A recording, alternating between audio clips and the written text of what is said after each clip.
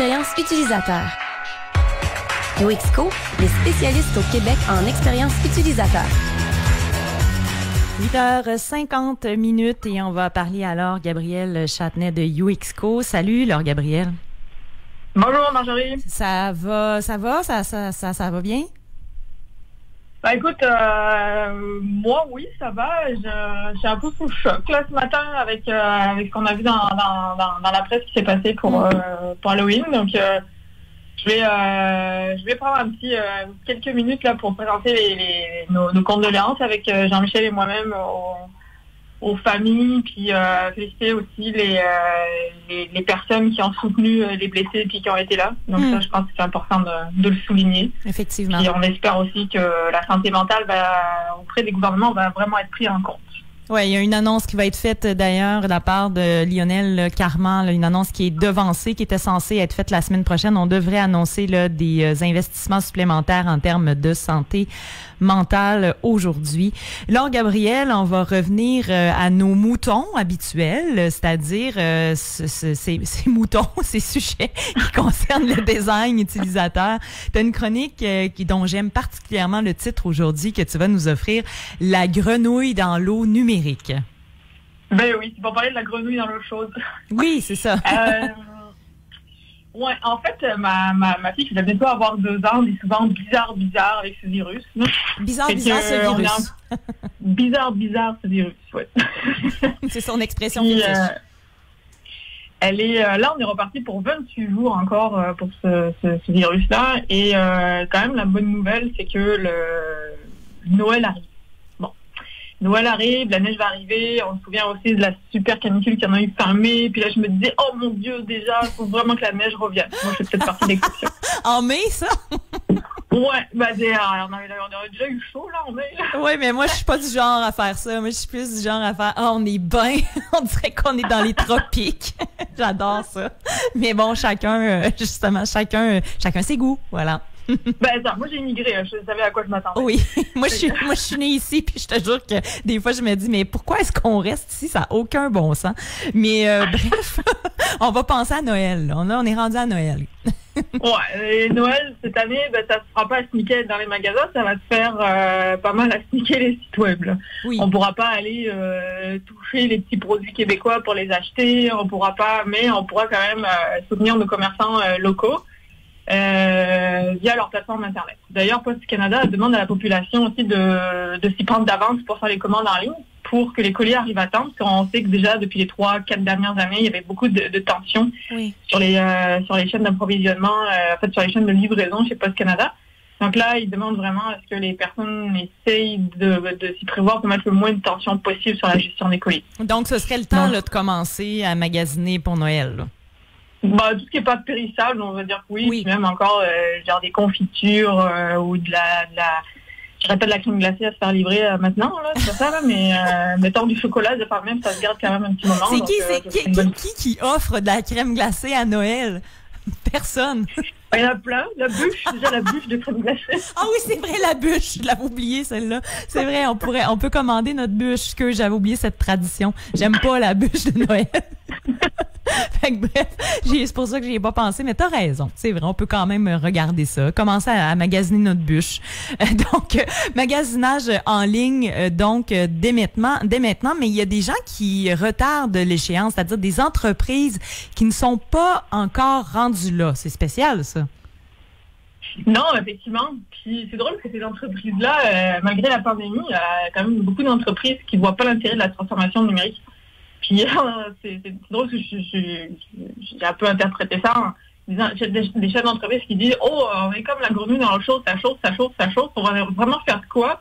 Puis d'autres qui disent, non, on a toujours pied, là, faut juste s'agiter plus fort là pour faire refroidir l'eau, là, tout va bien. Là. Ouais. Donc, c'est un peu une illusion. Okay, mais j'imagine, je dis que c'est une illusion, mais pas nécessairement. J'imagine, il y en a peut-être qu'effectivement, ça se passe bien sans commerce en ligne, mais comme tu le mentionnes, la pandémie, il me semble qu'elle n'a fait qu'exacerber le besoin qu'on a ressenti de magasiner, non pas toujours sur place pour éviter le contact avec les autres, là. Exact, tu vois, comme Ikea, ils ont été fermés, je crois, pendant 7 à 8 semaines au total, puis ils ont juste perdu 7% de leur chiffre d'affaires. OK. Donc, eux, ça fait longtemps qu'ils ont opéré cette transformation numérique-là, mais leur site web n'est pas si opérationnel que ça non plus. Il y a eu beaucoup d'erreurs, mais quand même, c'est pour une grosse compagnie comme ça, c'est sûr que ça on va dire, ça sauve les meubles, jeu de mots avec Ikea. Mais il y a beaucoup de commerces aussi en ligne où les quincailleries, par exemple, ils vendent des poêles à bois. Des poêles à bois à se faire livrer chez toi, puis après à rentrer. Les gens sont capables de faire ça. Moi, ça me surprend. C'est comme il y a, mettons, Meubles Sorcher, donc c'est une compagnie à 45 minutes de Québec qui fait des meubles, donc au Québec, une compagnie 100% québécoise. Puis, mettons, Meubles RD ou Tanguay, eux, ils ont vu leur vente en ligne exploser. Moi, il me semble que c'est comme acheter un canapé sans avoir essayé. Je serais un peu frileuse, mais il y a énormément de gens qui sont capables d'acheter du meuble en ligne sans l'avoir essayé puis se le faire livrer chez soi. Mais oui, c'est quand même un peu stressant, là, effectivement, si ça fait pas. En tout cas, bref, j'imagine qu'il y a une politique de retour, là, mais c'est du taponnage en tabarouette. Des piscines aussi qui ont été achetées en ligne. Mais ça, pourquoi pas? C'est incroyable. Effectivement, la carte de piscine qui a été vendue en ligne, je pense que ça a été quelque chose comme 80-90%, là. Du moins dans mon réseau proche, j'ai pas de statistiques particulières là-dessus. Là. J'avoue que les statistiques au Québec sont quand même difficiles à trouver sur le commerce en ligne. Puis les commerces, tout ce qui est commerce de vêtements, mais les soutiens-gorge et brassières. Les sous-vêtements, les sous-vêtements sont populaires. Les achats en ligne de sous-vêtements sont populaires. Incroyable. Là. Donc tout se vend. Tout se vend en ligne. C'est ça. Et par contre, on peut voir aussi dans la presse que certaines... la presse, le soleil, etc., là, du moins dans les médias, on peut voir aussi qu'il y a certaines compagnies qui se retirent du commerce en ligne parce que c'est pas rentable. Mais moi, je pense que la problématique qu'il y a, puis c'est un peu ce qu'on voit aussi dans beaucoup d'entreprises, c'est que cette transformation-là, elle est coûteuse, elle est dangereuse, mais c'est tout sur il faut pas juste voir ça sur la livraison. Il faut voir ça aussi sur la logistique des stocks, sur la livraison, sur le site web, sur le personnel qui doit être formé aussi. C'est pas une duplication du magasin physique puis en ligne. Il y a des compagnies en Europe, par exemple, Angleterre, Allemagne, France, Espagne, là, je table assez large sur l'Europe. Eux, ce qu'ils ont fait, par exemple, dans l'épicerie, c'est que l'épicerie en ligne, quand même, tu achètes une salade en ligne, tu te dis, est-ce que c'est vraiment possible? Mais oui, ils l'ont fait. C'est qu'en fait, ce qu'ils ont fait, les gros groupes, ils ont dupliqué leur magasin. Donc, ils ont dupliqué l'épicerie en physique, ils l'ont mis en ligne. Ça a été extrêmement compliqué pendant 5 à 7 ans, là, les gros groupes. En fait, ils se sont mis vraiment en grand danger parce que les personnes désertaient les épiceries physiques pour aller juste en ligne. OK. Mais finalement, ce sont les plus petits joueurs, donc une taille moyenne, qui ont réussi vraiment cette transformation numérique parce qu'ils ont juste fait une annexe au magasin. Donc, en fait, ils allaient chercher l'épicerie puis dans le magasin, puis après, donc ils sont adaptés tranquillement, là, ils sont adaptés avec la clientèle. Puis la clientèle, c'était plus du click and pick au début, puis après, ça a été de la livraison.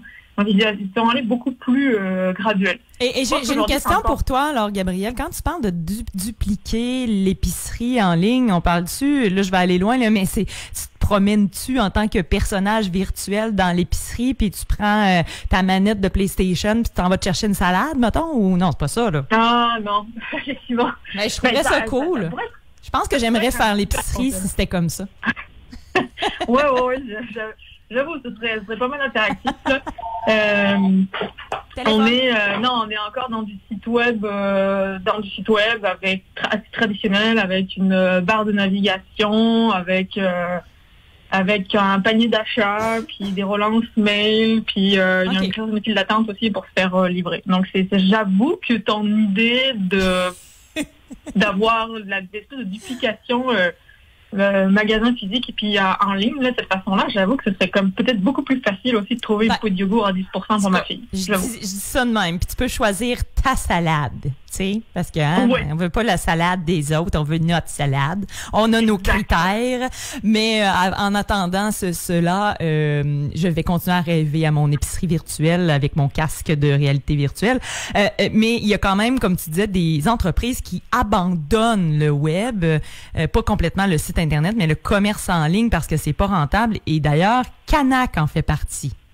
Eh ben ouais, on a appris ça dans la presse le 14 octobre, ouais, et ils ont décidé de se retirer en ligne parce que en fait c'est pas rentable, ils vendent à perte. Oui, OK. Je pense qu'il y a effectivement des petits problèmes de logistique interne. C'est sûr qu'une boîte de boulons à mettons $1, mais s'il faut que la personne aille la chercher, puis après que cette personne soit payée 2 ou 3 fois, c'est sûr que c'est un peu compliqué. Donc d'où la gestion aussi de la transformation numérique. C'est pas juste un site web, c'est pas juste des livraisons. C'est ça. Donc il peut y avoir des points, des trucs et on va dire des trucs et astuces. En fait, il faut vraiment optimiser le fonctionnement pour réduire les coûts. Il y a la réduction aussi de la friction interne. Donc par exemple, chez Canac, qui est justement ce fonctionnement interne et externe aussi avec le parcours d'achat, les fournisseurs, etc. C'est vraiment toute une structure à mettre en place, tout ce qui est gain de fidélisation, que ce soit physique ou en ligne aussi. C'est sûr que les gens vont toujours aller en ligne. Vont toujours aller en magasin. Donc c'est vraiment une combinaison entre le physique puis le côté en ligne. Puis il faut innover puis se diversifier. Donc peut-être trouver des nouveaux marchés, de nouvelles cibles. Diversifier ses revenus.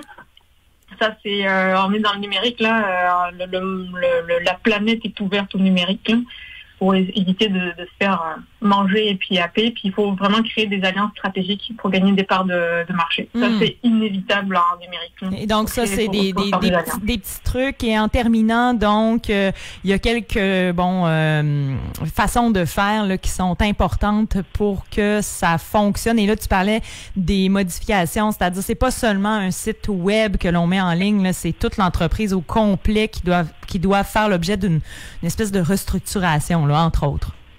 Ah ben c'est ça, c'est vraiment une restructuration, c'est une transformation. Quand on parle de transformation, c'est pas juste mettre des salades dans la ligne. C'est vraiment nos fameuses salades. On y revient. Ouais. Pour avoir l'exemple de la salade, genre le truc qui se périme le plus vite, il me semble. Mais ouais, ça c'est vraiment faut vraiment que ça vienne de la direction. Faut vraiment que tout le monde y croit, puis que tout le monde s'y mette. Puis c'est en fait, ce sont des leaders. Faut que ça vienne d'en haut, puis il faut que ce soit des leaders forts qui mettent en place cette transformation-là. Donc, c'est sûr que si on est confortable dans l'eau chaude, puis on le sent pas trop sur le chiffre d'affaires, sur le personnel, c'est sûr que la transformation numérique va être beaucoup plus longue, voire inefficace, voire à zéro. Puis c'est sûr qu'à un moment... ces entreprises se feront happer, malheureusement. Ouais. Merci beaucoup, Laure Gabrielle Châtenay, pour cette chronique UXco. Donc, la grenouille dans l'eau chaude ou l'eau numérique. Donc, merci pour l'image. C'est très intéressant. J'ai une grenouille là qui patauge dans le code dans ma tête. Merci beaucoup. Merci à toi. Salut. Salut. UXco